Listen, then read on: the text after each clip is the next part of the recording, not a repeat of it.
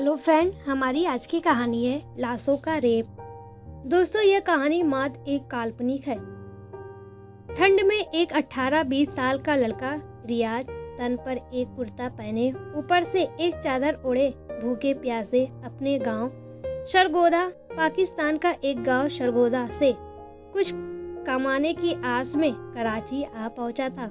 उस रात कहीं कुछ ठिकाना न मिलने के कारण वही खाली पड़ी जगह पर पेड़ की ओट लेके सो गया।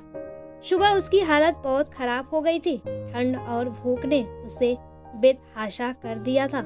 तभी वहाँ एक आदमी आया। उसके हाथों में एक चाय की गिलास थी। उसने आकर रियाज से कहा, उठिए जनाब, आप ठीक तो हैं? रियाज ने कांपते आवाज में बोला, हाँ भाईजान, अब तक तो सब खैरियत है। अल्लाह ने चाहा तो आगे भी खैरियत होगा। उस आदमी ने रियाज की तरफ चाय की गिलास को पकड़ाते हुए बोला, फिक्र ना करो मियाँ, अल्लाह सब ठीक ही करेगा। ये चाय पियो और बताओ कि तुम कौन हो और यहाँ क्या कर रहे हो? यहाँ पहले कभी तुमको नहीं देखा। ये सब सुनकर रियाज ने चाय की चुस्की लेते हुए पूछा, आप कौन है? उस आदमी ने कहा, मेरा नाम वजीरा है, मैं यहीं पास के कब्रिस्तान में काम करता हूँ। आपको यूँ सर्दी में ठिठुरते देख चला आया। रियाज की आवाज अब ठीक हो चली थी। चाय की गर्माहट ने रियाज के ठंडे होते खून में नई गर्मी पैदा कर दी थी। रियाज ने अपने हाथों को ऊपर करते हुए कहा, रहमत हुई उस खुदा की जो आपको मेरे पास भेज दिया। वजीरा भाईजान, मैं रियाज हूँ, सरगोदा का रहने वाला हूँ। घर की हालत अच्छी न होने के कारण मैं काम की तलाश में कराची आ गया। कल से भूखा हूँ, सोच रहा था कहीं काम मिल जाता और रहने का आसरा तो अच्छा होता। वजीरा ने कहा, अरे तो समझिए भाईजान, आपका काम हो गया। मैं आपको भी यहीं कब्रिस्तान में काम पर लगवा देता हूँ और आप यहीं रह भी सकते हैं। रियाज राजी हो गया। वजीरा ने बात करके रियाज को कब्रों पर पानी देने के काम पर लगा दिया। अब दोनों एक साथ रहने लगे और अपना काम करने लगे। कुछ दिन बड़े अच्छे से बीत गए, पर एक दिन रियाज ने वजीरा को कब्र से निकलते हुए देखा। ये कब्र बिल्कुल नई थी। आज ही शाम एक 30 साल की औरत की मौत के बाद बनाई गई कब्र थी। रियाज ने उत्सुकता के साथ वजीरा से पूछा तो वजीरा ने उसे सब बता दिया।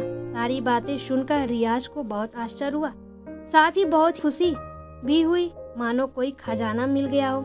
वजीरा ने रियाज को बताया कि जब इस कब्रिस्तान में किसी लड़की या औरत की लाश आती है तो वह कोशिश करता है कि लाश को दफनाने में शाम कर दे और फिर रात होने तक उस लाश के साथ संगे संबंधी सब चले जाते हैं।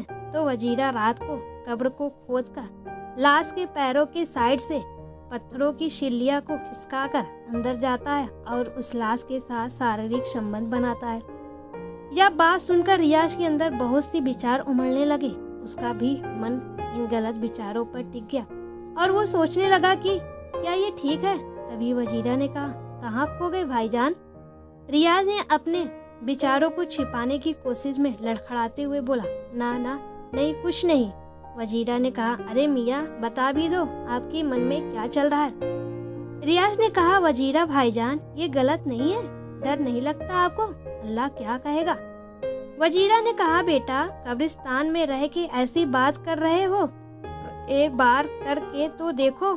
मुर्दों के साथ तुम सब भूल जाओगे, तब अल्लाह याद नहीं आएंगे तुम्हें, कहकर वजीरा तेज तेज हंसने लगा। उस काली अंधेरी रात में वजीरा की आवाज़ किसी शैतान से कम ना थी। वो तो होनी ही थी। ऐसी हैवानियत करने वाले इंसान का दिमाग कैसे होगा? वजीरा की बातें सुनकर रियाज की मन की उत्सुकता और बढ़ गई। रियाज ने कहा, वजीरा भाईजान, अगली बार मैं भी आपके साथ चलूँगा। वजीरा ने रियाज के कंधे को थपथपाते हुए बोला, ये हुई ना बात, देखना बेटे, तुम्हें हूरों की याद ना दिला दी तो कहना। बस क्या था, रियाज के मन दिमाग सब जगह वही ख्याल उमड़ने लगे। अब वो दिन रात उस पल के इंतजार में रहता। उसे डर भी लगता उस पल से और उस पल का इंतजार भी बेसब्री से करता। उस कड़ाके की ठंड में शायद रियाज को ऐसा महसूस होता कि लाश के साथ भी सुख की अनुभूति हो सकती है। कुछ ही दिनों बाद दोनों की बेसब्री खत्म हुई। करीब इस बात के महज ही 5 दिन बीते थे कि दोपहर के 2 बजे एक लाश आई। वो लाश करीब 40 वर्षीय महिला की रही होगी, जिसकी मौत हार्ट अटैक से पिछली रात हुई थी। उस लाश को दफनाते दफनाते करीब 5 बज गए। सब रिश्तेदार भी रो धोकर अंधेरा होने तक घर की तरफ चल दिए। करीब 7 बजे होंगे। वजीरा के तो लॉटरी निकल गई थी, पर रियाज अब भी उधेड़ बुन में फंसा था। क्या सही और क्या गलत, साथ ही साथ डर था मन में। वो किसी लाश के साथ रेप कैसे कर सकता है? वजीरा ने रियाज से कहा, अरे रियाज, अब तू बच्चा नहीं है कि तू हर बात से डरेगा। एक बार चल के तो देख, और याद आए जाए तो कहना। वजीरा के समझाने पर वो राजी हो गया। दोनों रात होने के इंतजार में जगे रहे। करीब 12 बजे होंगे। रियाज को नींद की झपकियों ने घेर लिया, पर वजीरा ने उसे जगा के उसे चाय का कप हाथ में थमाते हुए बोला, तैयार हो जाओ जनाब, वक्त आ गया। नींद में ही रिवाज ने बोला, अरे भाईजान, ये जरूरी है क्या? वजीरा ने गुस्से बोला, नहीं आप आराम करो, मैं जा रहा हूँ। वजीरा ये बोलते हुए चल पड़ा। तभी रियाज ने पीछे से आवाज लगाई, रुको भाईजान, आता हूँ। यह कहकर रिवाज अपनी चाय जल्दी जल्दी पीने लगा और दूसरी तरफ वजीरा अपनी लालची मुस्कान से रियाज को देख मुस्कुरा रहा था। उस ठंडी रात में दोनों अपनी शिकार की ओर चल पड़े। हाथ में एक लाठी और दूसरे हाथ में एक टॉर्च लिए वजीरा आगे आगे चल रहा था, वही उसके पीछे रियाज अपनी शॉल को ठीक करता निकल पड़ा। दोनों ने अपने सर पर कपड़ा बांध रखा था कि वो खुद को सर्दी की ठंड हवाओं से बचा सके। आखिरकार वो दोनों उस कब्र के पास पहुंच गए। थोड़ी मशक्कत करने के बाद वजीरा और रियाज कब्र के नीचे की तरफ से पत्थर की सिल्लियाँ खिसकाने में कामयाब हो गए। इस काम से दोनों को सर्दी का एहसास कम हो रहा था, पर अब भी रियाज कुछ समझ नहीं पा रहा था कि वो क्या करे।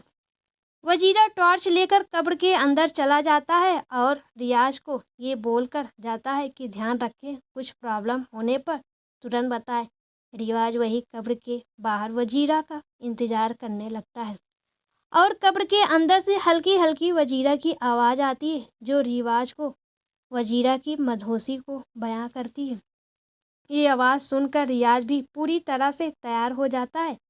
करीब 12 मिनट रियाज के इंतजार करने के बाद वजीरा उस कब्र से बाहर आता है और अपने कपड़ों पर लगी मिट्टी को झाड़ते हुए कहता है, मज़ा आ गया रियाज भाईजान, आप भी जाओ और मज़े ले लो। रियाज भी जानो को उत्सुक था। इस बार लाठी लिए वजीरा कब्र के बाहर खड़ा था और रियाज कब्र में टॉर्च लेकर घुस चुका था। रियाज ये सब पहली बार कर रहा था।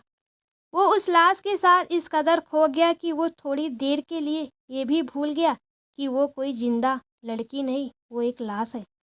अपनी हवस को पूरा कर रिवाज भी करीब करीब 30 मिनट में बाहर आ गया। बाहर आते ही वो अभी अपने कपड़ों पर लगी मिट्टी को झाड़ ही रहा था कि वजीरा ने कहा, क्या भाईजान कैसी लगी? रियाज ने शर्माते हुए कहा, सही कहा था भाईजान आपने, मुझे तो जन्नत के दीदार हो गए आपके बदौलत। फिर क्या था? दोनों ने एक दूसरे के कंधों पर हाथ रखा और हंसते हुए अपने घर की तरफ चल पड़े। अब क्या था, उनके मुंह तो अब खून लग चुका था। बस अब दोनों किसी भी लड़की या औरत की लाश का इंतजार करते और उसे शाम तक दफनाने की कोशिश करते और रात होने पर फिर से वो अपनी हैवानियत को अंजाम देते। इसी तरह दिन बीतते रहे और करीब 4 साल बाद वजीरा की रहस्यमय तरीके से मौत हो गई। किसी को पता भी नहीं चला कि आखिर वजीरा को हुआ क्या था।